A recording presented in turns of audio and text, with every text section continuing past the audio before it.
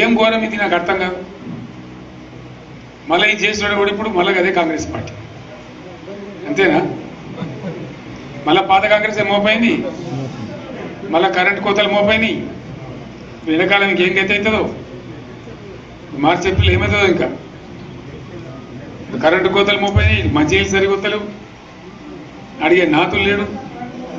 ఎవడన్నా గట్టిగా నిలదీసి వాడిని పోలీసు నిలబట్టేయడం ఇదేనా రాజ్యం? ఇంకెవ్వడు కొట్లాడాడు, ఎవరితో కాదు. అది అబద్ధాల పంచాంగం. మళ్ళా మనమే కొట్లాడాలి అంతేనా? పక్క మాటేనా ఇది? కొట్లాడదాం కదా. ప్రాణం పోయినా సరే తెలంగాణకు రక్షకులు మనమే, తెగించి కొట్లాడాల్సిందే. తెలంగాణ హక్కులను కొట్లాడాల్సిందే, మనమే కొట్లాడి తీరాల్సిందే అన్న రెండవ మాట లేదు. గౌరవంగా బతికింది రైతులు, ధీమా వచ్చినండి. ఆయన కొడతానంట, బలంగా కొడతాడంట. సరిగ్గా నిలబడేది నేర్చుకోని ఆయన కట్టె లేకుండా.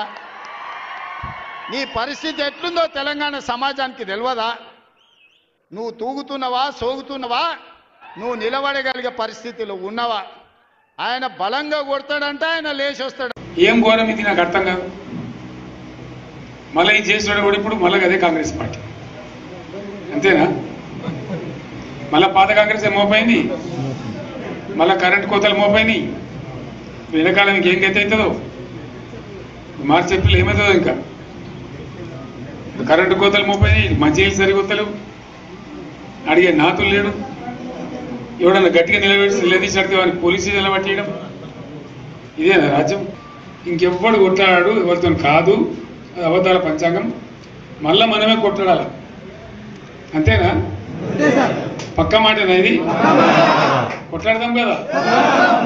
ప్రాణం పోయినా సరే తెలంగాణకు రక్షకులు మనమే, తెగించి కొట్లాడాల్సిందే. తెలంగాణ హక్కులను కొట్లాడాల్సిందే, మనమే కొట్లాడి తీరాల్సిందే అన్న రెండవ మాట లేదు. గౌరవంగా బతికింది రైతులు, ధీమా వచ్చినండి. ఆయన కొడతానంట, బలంగా కొడతాడంట. సరిగ్గా నిలబడేది నేర్చుకోని ఆయన కట్టె లేకుండా. నీ పరిస్థితి ఎట్లుందో తెలంగాణ సమాజానికి తెలియదా? నువ్వు తూగుతున్నవా, సోగుతున్నవా, నువ్వు నిలబడగలిగే పరిస్థితిలో ఉన్నవా? ఆయన బలంగా కొడతాడంట, ఆయన లేచి వస్తాడు.